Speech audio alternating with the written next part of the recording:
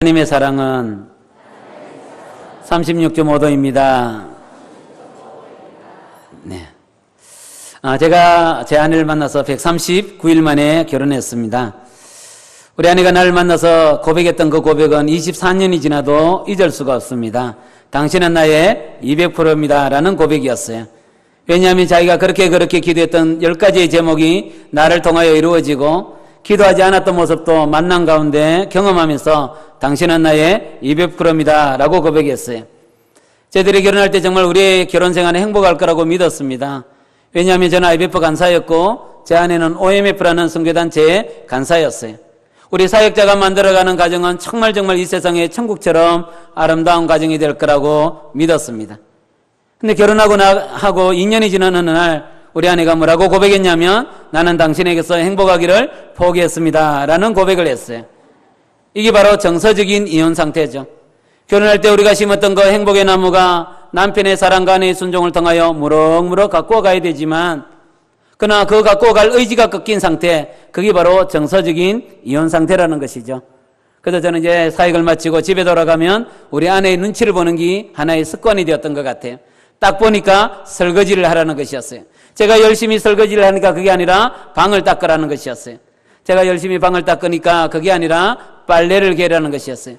제가 열심히 빨래를 개고 있으니까 우리 아내가 여보, 나는 그냥 행동적인 걸 원하지 않아. 정말 당신과 마음이 나누어지는 깊은 대화를 하고 싶다는 것이에요. 그럼 좀 일찍 얘기하지. 대화가 시작되었습니다. 어떻게 되었을까요? 채 10분도 되지 않아서 내 마음에 부글거림이 일어나게 되는 것을 경험하였습니다. 그래서 어떤 사람이 그런 얘기했죠. 대화가 뭐라고요? 대놓고 화를 내는 게 대화다. 이렇게 얘기한 사람이 있어요. 분명히 내 아내는 내 곁에 있고 내 앞에 있고 더불어 살아가면서 함께 있지만 그러나 당신과 나 사이에 보이지 않는 유리벽이 우리의 사이를 막을 때가 있다는 것입니다. 이런 것처럼 우리의 신앙생활 가운데도 이런 모습을 경험할 때가 있는 것 같아요. 정말 하나님은 우리를 인도하시고 이끌어가시며 우리 곁에 계시고 특별히 성령 하나님은 우리 안에 계셔서 날마다 의와 진리와 거룩에 대하여 말씀하심에도 불구하고 임마누엘 되신 주님이 우리 곁에 계심에도 불구하고 우리는 주님과 우리의 사이에 무슨 이유인지는 모르지만 보이지 않는 유리벽이 우리를 막고 있을 때가 있다는 것입니다. 오늘 바로 예수님이 이 베드로와의 관계 속에서 형성되어 있는 이 유리벽을 어떻게 깨뜨려 가시는지 그리고 어떻게 사람을 낚는 어부의 그림으로 빚어가시는지를 우리가 이 시간 한번 살펴보고자 합니다. 사랑하는 성도 여러분, 사랑을 다 한 번씩 경험하셨죠? 안 하는 것처럼 표정을 짓지만 사랑을 다 경험했지 않습니까? 정말 사랑은 우리에게 기쁨을 주고 힘을 주고 행복을 만들어내는 힘인 것 같습니다. 그럼에도 불구하고 사랑은 우리에게 너무나 쓰라린 가슴에 아픔을 만들어낼 때가 있는 것 같아요. 여러분, 사랑 가운데 어떤 사랑이 잔인한 사랑입니까? 아마 짝사랑이라고 저는 생각해요. 나는 오빠를 너무너무 좋아하고 미친 듯이 달려가지만 오빠는 날 은근히 발로 차고 도망갈 때 그 오빠 정말 미운 오빠예요. 그죠? 근데 이 짝사랑보다 더 고통스러운 사랑이 있습니다. 어떤 사랑일까요? 삼각관계의 사랑이죠. 나는 오빠를 너무너무 좋아하는데 그 오빠는 나를 좋아하지 않고 내 옆에 있는 친구를 좋아할 때 정말 그 사랑은 어때 쓰라린 고통의 아픔을 만드는 사랑인 것 같습니다. 그런데 오늘 본문을 자세히 보면 바로 예수님과 베드로의 만남의 첫 장면이 이와 같은 삼각관계의 사랑이었음을 누가는 우리에게 보여주고 있는 것이죠. 무리는 몰래 와서 하나님의 말씀을 듣는데 정말 그들의 눈빛은 너무나 초롱초롱하고 그들의 열정은 이루 말할 수가 없는데 예수님은 그들에게 눈빛을 주는 게 아니라 그들에게 마음을 주는 게 아니라 저 멀리 있는 호숫가에 있는 두 배에 관심을 갖고 있다는 것이죠. 이러한 관계를 무슨 관계라고 얘기합니까? 네, 삼각관계라고 얘기하는 겁니다. 그러면 이렇게 열정을 갖고 달려와서 예수님의 말씀을 청종하고 있는 이 무리들은 누굴까요? 바로 가버나움에서 온 사람들인 것 같아요. 오늘 본문을 보면 바로 누가복음 4장에 보면 예수님은 가버나움에서 엄청난 이적과 기사를 행했죠. 특별히 베드로의 장모의 열병을 고쳐주면서 많은 각색병자들이 고침을 받고 정말 뜨거운 심장을 갖고 예수님을 쫓아왔습니다. 그런데 저녁이 된 거죠. 그들이 다 흩어졌다가 이른 새벽에 어제와 동일한 역사를 기다리면서 예수님께 왔는데 예수님은 보이지 않는 거예요. 어디에 가셨나요? 네, 산에 기도하러 가셨죠.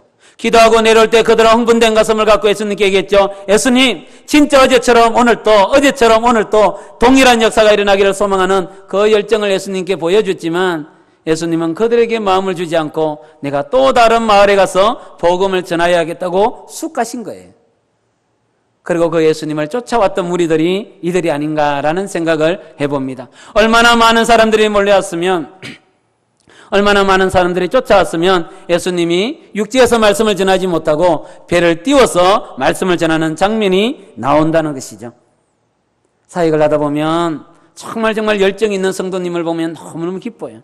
특별히 말씀을 들을 때 고개를 끄덕끄덕거리면서 정말 자네 맞아요, 진짜 말씀이 맞아요 라고 반응한 성도들 보면 정말 말씀을 전하다가 순교해도 좋겠다라는 생각이 들 정도로 말씀에 반응하는 성도를 보면 너무너무 행복해요.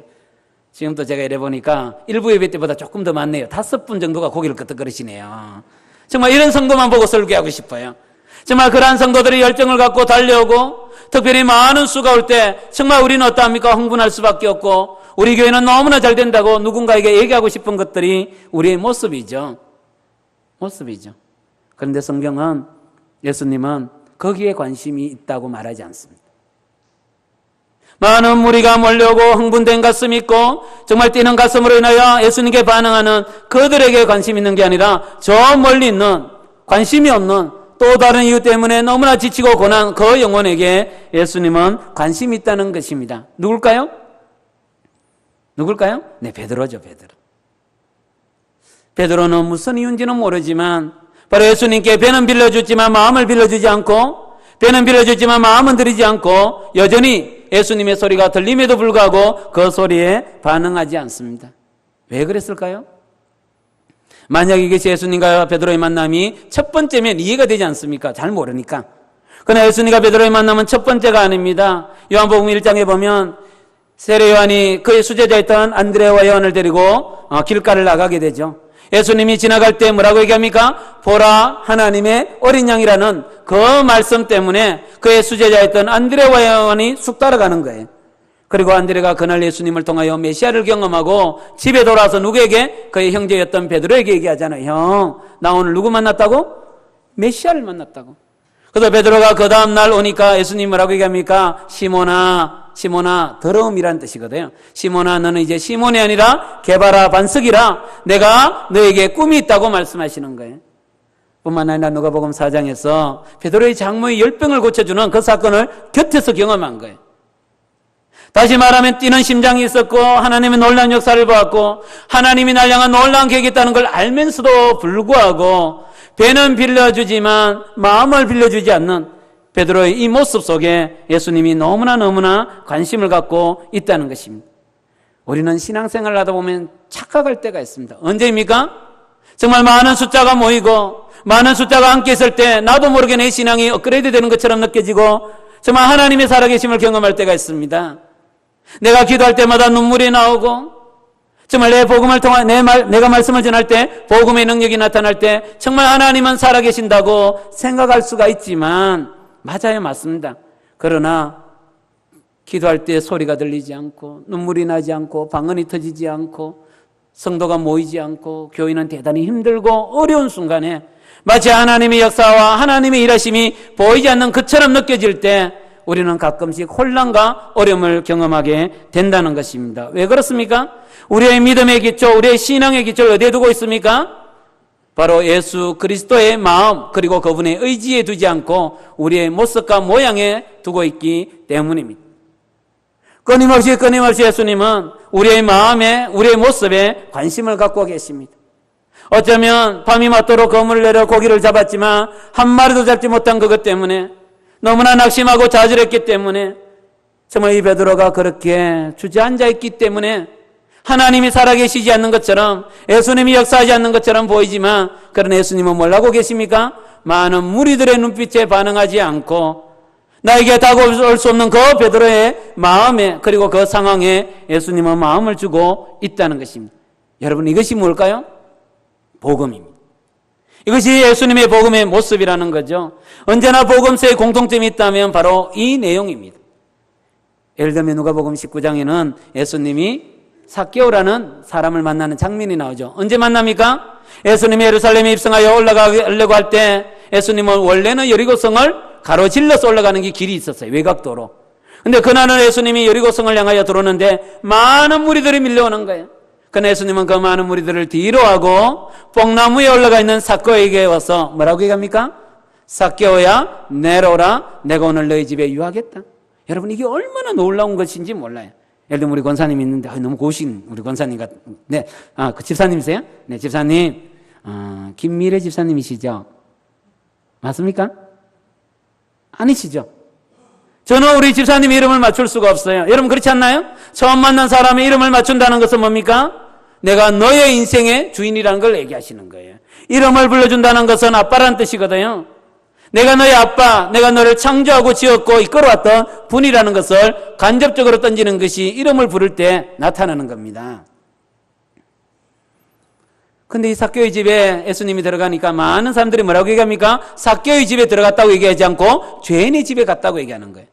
이때가 언제입니까? 예수님이 이전에 예루살렘에 입성하여 많은 자들로부터 호산나라는 칭송을 받는 그때에 예수님은 그 많은 명예와 그 많은 기쁨을 뒤로하고 바로 이 한 사람 누구? 삭개오를 만나기 위하여 이 여리고성을 향하여 오시는 겁니다. 요한복음 4장도 똑같은 내용이에요. 요한복음 4장에 어떤 내용이 나옵니까? 예수님의 제자들이 세례 주는 숫자가 세례 요한의 제자들이 주는 숫자보다 많을 때 예수님이 누굴 만납니까? 우물가의 사마리아 여인을 만나는 거예요. 우물가의 사마리아 여인과 만났던 그 장면을 예수님의 제자들이 먹을 것을 사고 왔을 때 그 장면을 보고 제자들도 놀랄 정도의 충격스러운 장면이거든요. 그럼에도 불구하고 예수님은 어떻게 사십니까? 생수가 필요한 자에게 생수를 주기 위하여 예수님은 다가오고 계시는 것입니다. 이런 것처럼 성경은 끊임없이 우리가 여러 가지 이유로 인하여 예수님께 나가지 못하지만 여전히 지쳐있지만 고나여 있지만 그러나 예수님은 우리에게 다가오시며 당신의 의지와 당신의 사랑을 우리에게 표현하고 계시는 것입니다. 그렇기 때문에 우리의 신앙의 기초를 어디에 둬야 됩니까? 예수님의 마음에 둬야 됩니다. 예수님의 그 의지에 우리의 신앙의 기초가 있지 않으면 우리는 우리의 신앙생활 가운데 기쁠 때와 슬플 때마다 우리의 신앙의 모습은 출렁거릴 수밖에 없다는 것입니다.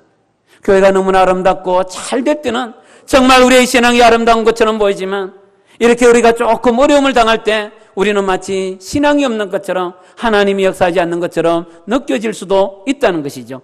그러나 우리의 신앙의 기초는 어디에 있습니까? 이 교회를 사랑하시는 하나님의 마음과 하나님의 의지와 그분의 계획 속에 있음을 우리는 꼭 믿었으면 좋겠습니다. 말씀을 마치시고 예수님이 어떻게 하시나요? 원래는 정상적인 반응은 어떻게 됩니까? 말씀을 다 마치면 이제 베드로에게 가서 베드로 정말 입에 너무너무 좋은 것 같아. 파도가 쳐도 풍랑이 일어도 말씀을 전할 때 너무나 안정적인 입에 진짜 좋네 이렇게 얘기해야 되지 않아요? 사실은 베드로는 좀 부잣집에 시집을 갔습니다. 장가를 갔습니다. 가버나움에 이제 성지순례 가보면 회당 앞에 베드로의 장모의 집이 있거든요. 가보니까 그 집이 진짜인지는 모르겠지만 그 이제 성지순례를 때는 가보면 정말 큰 집이에요. 저택이었어요. 네. 그 베드로는 어쨌든 장가를 잘 갔는데 그 배를 장모님이 사준지 그거는 모르겠어요. 어쨌든 예수님이 뭐라고 얘기됩니까? 베드로는 입에 너무너무 좋은데 내가 올 때마다 좀 쓰고 싶어 라고 하고 잘 있어 가야 되잖아요.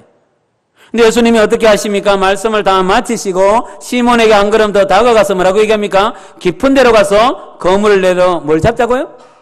고기를 잡자고 얘기하는 거예요.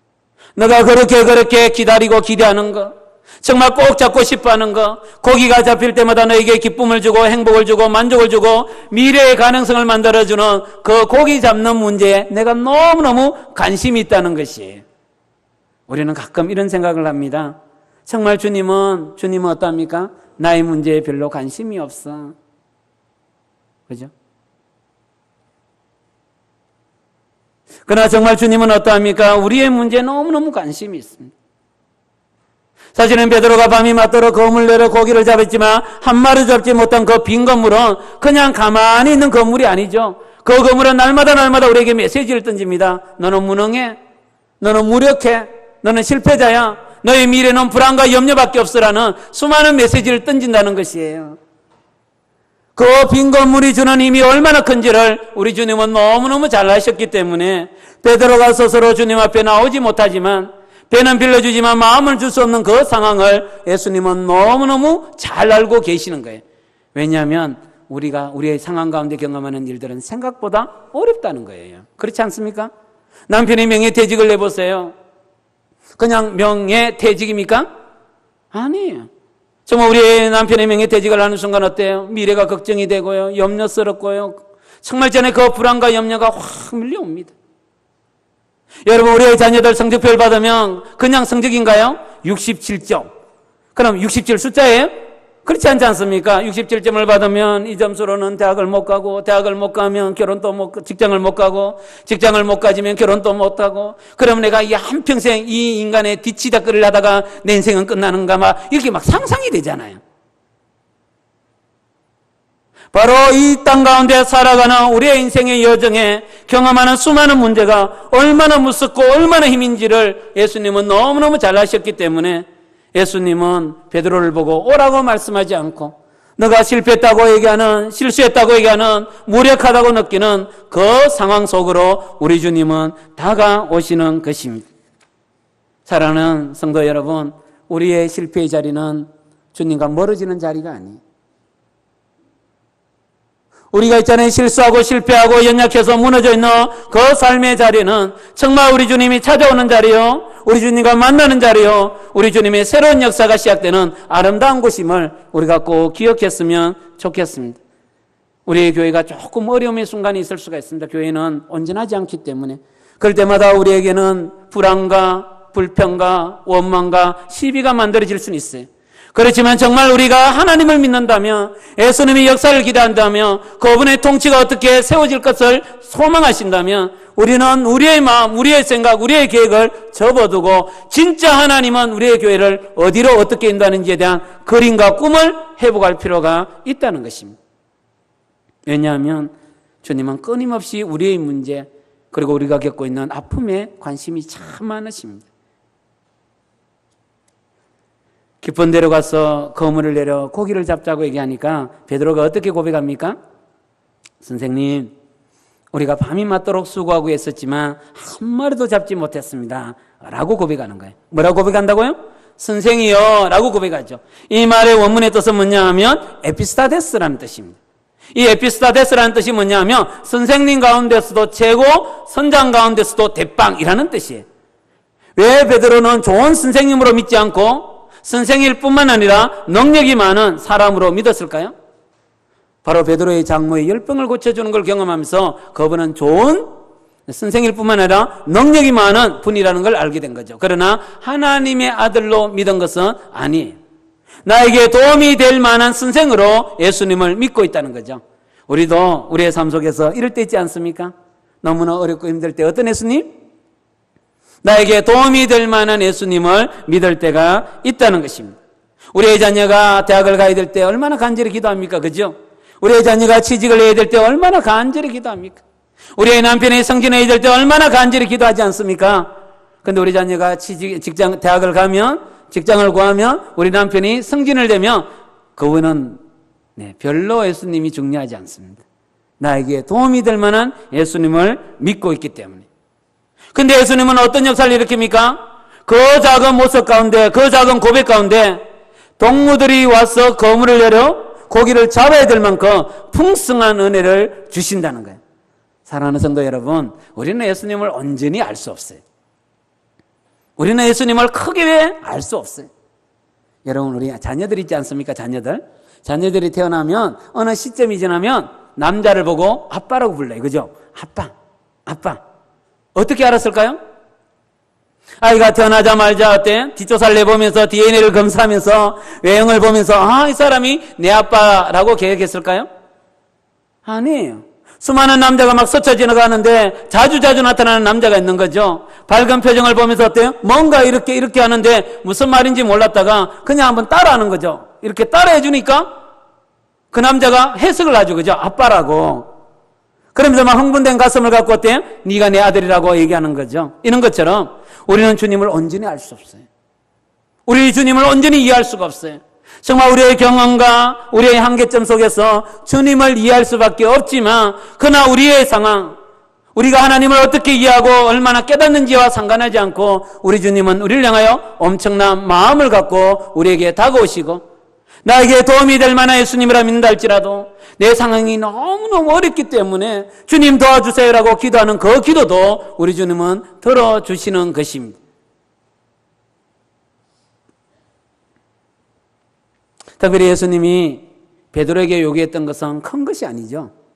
깊은 데로 가서 뭘 하라고요? 깊은 데로 가서 뭘 하라고요? 그물을 내려 고기를 잡으라. 여러분, 깊은 데로 가서 그물 내려 고기를 잡는 거 쉬울까요? 어려울까요? 너무 어렵습니까? 대답이? 네, 그물을 내려서 고기 잡는 게 쉬울까요? 어려울까요?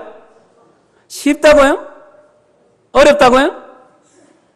네, 베드로의 직업이 뭡니까? 어부죠. 어부가 제일 잘하는 게 뭡니까? 그물을 내려 고기 잡는 거예요. 다시 말하면 쉬운 거예요. 예수님이 베드로에게 믿음을 보시면서 믿음을 확인하기 위하여 그에게 요구했던 것은 어려운 일이 아니라 너무나 쉬운 겁니다. 깊은 데로 가서 그물을 내려 고기를 잡는 거예요. 만약 예수님이 이렇게 얘기했다면 심각하죠. 베드로야, 네 진짜 나를 믿니? 믿습니다. 그러면 깊은 데로 가서 배를 뒤집어라. 이러면 어때요? 심각한 거예요. 다시 말하면 예수님이 우리에게 원하는 기대하는 것들은 높은 수준이 아니에요. 큰 믿음이 아니란 말입니다. 우리는 그런 기도하지 않습니까? 하나님, 이 산을 옮길 만한 믿음을 저에게 주시옵소서. 여러분, 성경에 그렇게 되어 있지 않죠? 겨자씨만한 믿음이 있을지라도 내 산을 옮길 만한 역사가 일어나는 거예요. 정말 주님은 우리에게 큰 것을 요구하지 않습니다. 여러분, 여리고성도 그렇지 않나요?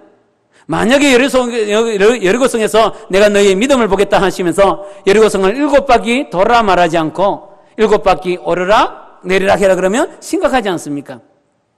나만 장군에게 뭐라고 얘기했습니까?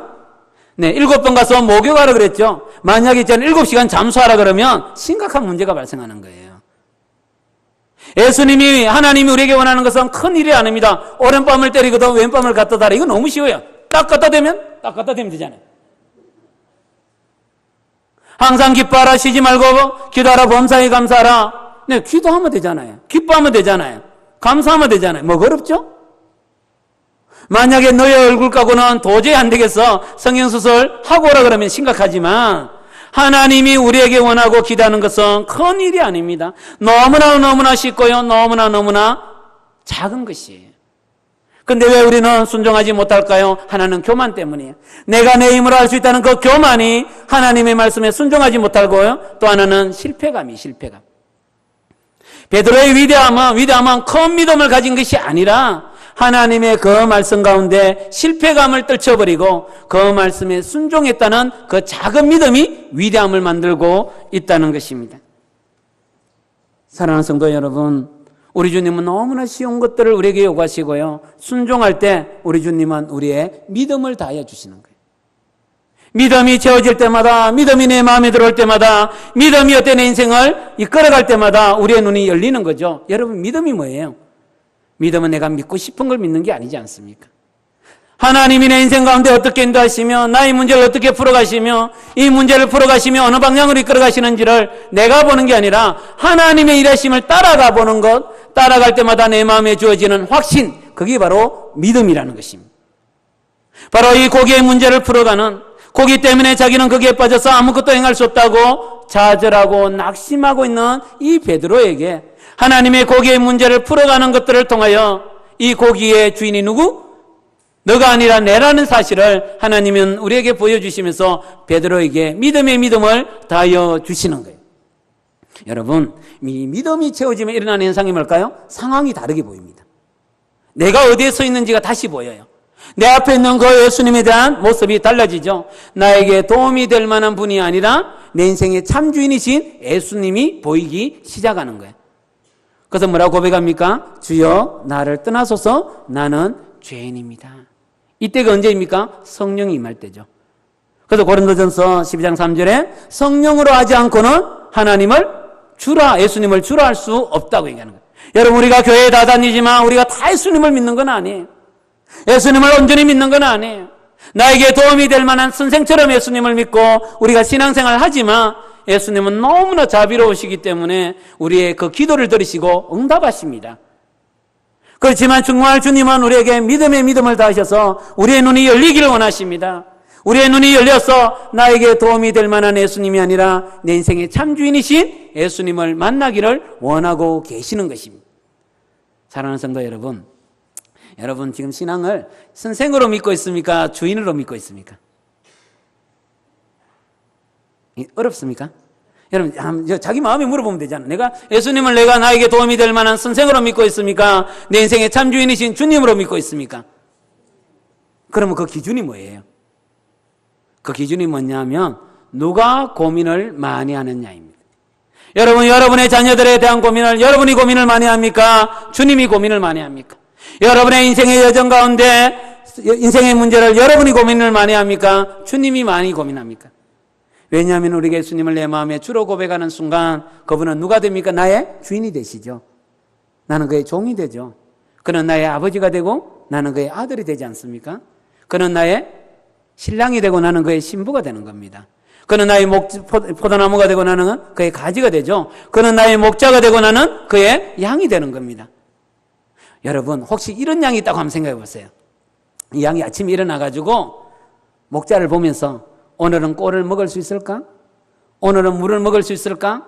이러면서 너무나 고민하고 많이 걱정하는 양이 있다고 생각해 보세요. 그 양은 어떤 양입니까? 네, 그건 미친 양이에요. 그죠? 그죠? 그렇기 때문에 정말 우리가 예수님을 내 마음에 주로 영접하는 순간 어떠합니까? 우리의 인생의 주인은 누구입니까? 주님이시요. 주님이 우리의 인생을 더 많이 고민하는 거죠. 베드로는 어떻게 하면 이 빈 건물을 내일 채울 수 있을까? 자기의 의지를 막 발동시키기 위하여 생각하고 고민하지만 하나님은 어떠합니까? 이 고기의 문제보다 더 큰 믿음을 채우셔서 고기의 문제를 풀어가는 것들을 우리에게 보여주고 있다는 것입니다. 여러분, 여러분의 자녀들 있잖아요. 공납금. 제 집에도 소나타 원투쓰리 3명의 딸이 있어요. 3명의 딸인데 대학교 4학년, 2학년 그리고 고3이 있습니다. 근데 이 공납금이라는 문제는 생각보다 좀 심각하지 않습니까? 자, 그럼 공납금은 누가 고민을 많이 해야 됩니까? 여러분, 여러분의 자녀들의 공납금은 누가 고민을 많이 해야 됩니까? 네? 부모님? 왜 부모님이 고민하십니까? 그러니까 우리의 자녀들이 이런 모양이 되는 거라고 저는 생각합니다. 누구 인생입니까? 지 인생이잖아요. 그죠? 자기 인생이잖아요. 그죠? 그러니까 자기가 고민을 많이 해야 문제가 풀리죠. 자기가 고민을 많이 해야 되잖아요. 그죠? 그러나 그 문제를 풀려 그러면 누가 고민을 많이 해야 됩니까? 네, 아빠가 고민을 많이 해야 돼요.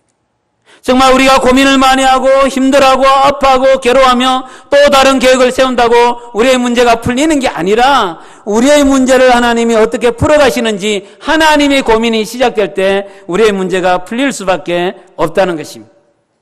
그래서 우리가 예수님을 내 마음에 주로 영접하면 예수님은 우리에게 2가지의 선물을 주세요. 그 첫 번째가 뭐냐? 구원입니다. 구원. 구원의 뜻이 뭡니까? 관계가 되어 있다는 뜻이죠. 지금까지는 너희가 내 이름으로 아무것도 가지 않았으나 고하라 그리하면 주시리니 너희 기쁨이 충만할 거라고 관계가 회복되었다 이런 뜻이에요. 그러나 또 다른 하나는 뭐냐? 바로 하나님은 우리에게 또 다른 비전을 주시는데 선물을 주시는데 그게 바로 비전이라는 거죠. 그래서 10절에 어떻게 되어 있습니까? 예수께서 시몬에게 이르시되 무서워하지 말라 이제부로는 내가 사람을 취하리라. 지금 베드로가 무서워하고 있나요? 두려워하고 있나요? 아니에요.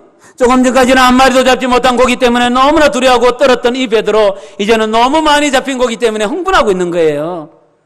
근데 왜 예수님이 이 말씀을 하셨을까요? 이제는 너가 두려워하는 그 이유가 달라질 거라는 것입니다.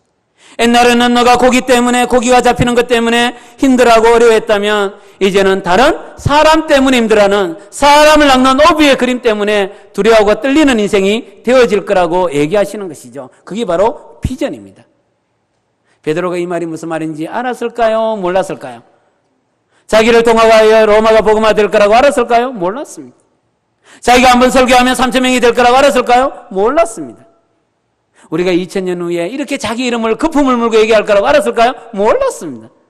지금 베드로는 어디에 관심이 많아요? 네, 고기에 관심이 많아요. 조금 전까지는 한 마리도 잡지 못한 고기 때문에 너무 힘들었다가 이제는 너무 많이 잡힌 고기 때문에 힘들어하는 거예요.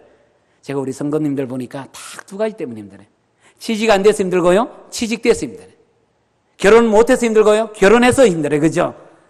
여전히 우리의 모습은 이와 같은 모습이지만 진짜 예수님을 내 마음에 주로 영접하면 그분은 우리 인생의 마스터 플랜을 갖고 우리에게 다가오고 계시는 것입니다. 여러분 바울 아시죠? 바울. 예수님을 믿기 전에 그의 이름은 사울이었죠.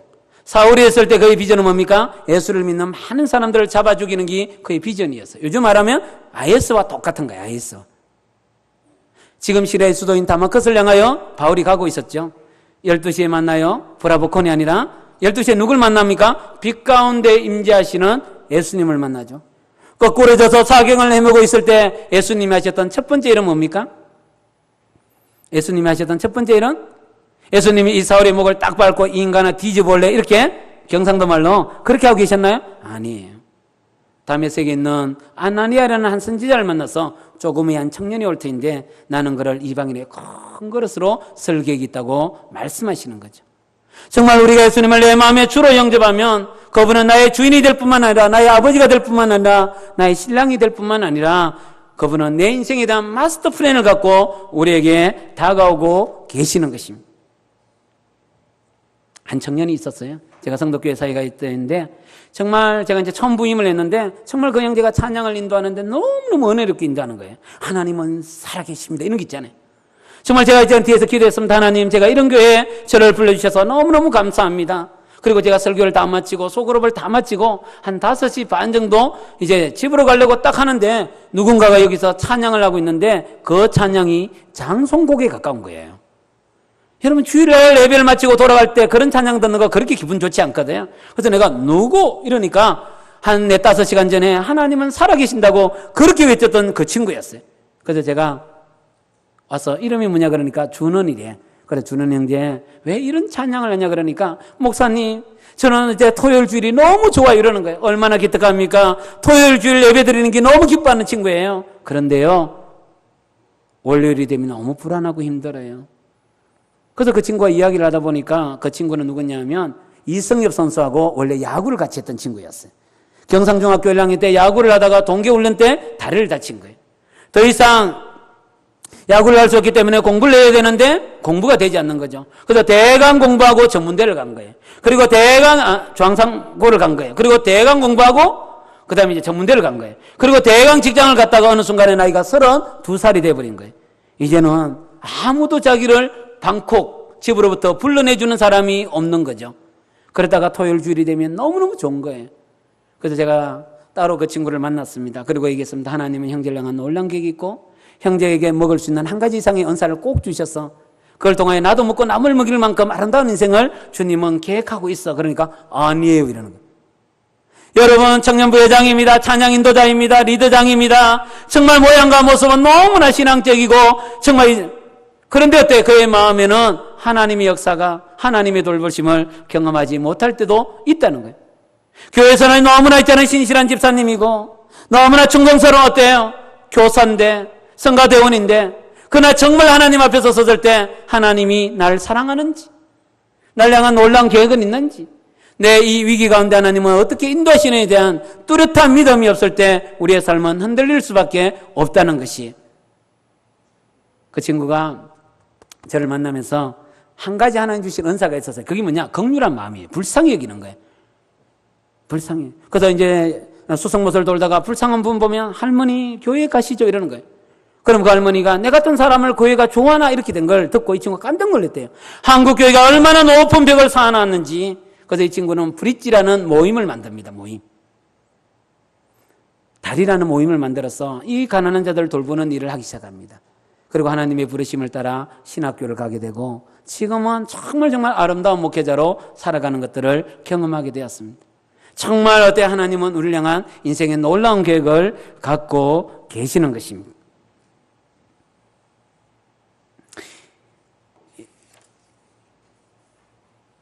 이제는 고기를 다 잡았지 않습니까? 많이 잡았지 않습니까? 이제는 베드로가 육지를 향하여 옵니다. 붕 하고 오죠? 아마 베드로가 결혼했기 때문에 아내가 좀 나와 있었을 거라 생각해요. 그죠? 얼마나 기다렸을까요? 예정보다 시간이 너무 많이 늦었으니까. 그래서 아마 아내가 이렇게 얘기했던 것 같아요. 베드로, 여보, 고기 많이 잡았어. 이렇게 얘기했겠죠. 그러니까 베드로가 뭐라고요? 대끼리 이렇게 얘기했는. 그리고 있잖아요. 배가 이제 육지에 닿았습니다. 근데 이 배가 육지에 닿자마자 베드로는 어떻게 합니까? 예수님을 향하여 따라가는 거예요. 그 얼마나 당혹스럽겠어요. 그래서 많은 사람들이 베드로 이 고기 어떻게 하니까 너가 해뿌라. 배는 어떻게? 그것도 너가 해뿌라. 이러면서 예수님을 쫓아가는 거예요. 여러분 이해가 됩니까? 안 됩니까? 조금 전까지만 해도 예수님이 말씀을 전함에도 불구하고 예수님의 말씀에 청종하지 않았던 이유는 뭡니까? 고기 때문이죠. 고기. 근데 지금 베드로는 어떤 사람이 되었습니까? 고기가 있어도 되고 없어도 되는 진정한 자유인이 되었음을 우리에게 보여주고 있는 것입니다. 사랑하는 성도 여러분, 정말 우리 주님이 원하는 것이 뭘까요? 맞아요. 나에게 도움이 될 만한 선생의 모습을 갖고 내 문제를 풀어주는 예수님 너무너무 필요합니다. 그러나 예수님은 우리에게 나에게 도움이 될 만한 예수님 정도가 아니라 정말 우리에게 그 한순간 한순간 믿음의 반응을 통하여 우리에게 믿음을 채우시기를 원해요. 믿음이 채워질 때마다 우리 마음에 누가? 내 문제가 나를 지배하는 게 아니라 주님이 내 마음에 들어오셔서 나를 이끌어 가시고요, 나를 인도해 가시고요, 나에게 영원한 아버지가 되셔서 내 인생의 마스터 플랜을 갖고 다가오시는 주님을 경험하게 되는 것입니다. 에베소서 1장 21절에 바울이 이런 고백하죠. 내가 생각하는 것보다, 내가 간구하는 것보다 더 크신 하나님. 지금 바울이 어디 있습니까? 감옥에 있어요. 감옥에 있으면서 자기 인생을 뒤돌아보죠. 이때 나이가 한 64살이나 65 정도가 되는데 자기 인생을 뒤돌아보며 이런 것이 없는 것처럼 보일 수가 있잖아요. 자기의 생명이 어떻게 될지 몰라서 너무나 두렵고 떨릴 수밖에 없는데 바울의 마음에서 올라오는 그 고백은 뭡니까? 내 생각보다, 내 간구하는 것보다 더 크신 하나님. 이것이 뭘까요? 이게 바로 평화라고 얘기하는 겁니다. 이게 평강이라는 것이죠. 세상은 편안함을 추구하지만 주님은 우리에게 뭘? 평강 주시기를 원하시는 거죠. 제가 참 좋아하는 찬양입니다. 평화, 평화로다. 하늘 위에서 내려오네. 그 사랑의 물결이 영원토록 내 영혼을 덮어소서. 여러분, 우리는 고기 문제가 잘 해결됐으면 좋겠죠. 그러나 주님은 우리 마음에 오셔서 우리에게 평강 주시기를 원하시는 것입니다. 정말 우리의 예배를 통하여, 우리의 만남을 통하여 정말 우리가 우리 마음에 주님이 주시는 평강을 꼭 간직하고 이 예배당을 떠났으면 좋겠습니다. 여러분, 교회는 엄마의 자궁과 같은 것이에요. 정말 그 자궁 속에서 생명을 낳는 그런 역사들이 일어나는 곳이 교회입니다. 건물이 아닙니다. 규모가 아닙니다. 실패하고 낙심했던 우리가 돌아와서 하나님으로 인하여 주시는 평강을 갖고 정말 평화가 필요한 이 세상에, 평강이 필요한 이 세상에 하나님의 복음의 평강을 나누는 그 꿈을 갖고 돌아가는 것이 바로 교회입니다. 우리의 남부교회가 주님 보시기에 아름답게 회복되는 그런 교회 되기를 주님의 이름으로 부탁합니다. 우리 한번 기도합시다. 우리는 여전히 베드로처럼 살아가는 것 같습니다. 한 마리도 잡지 못한 고기 때문에 그 비운 건물을 보면서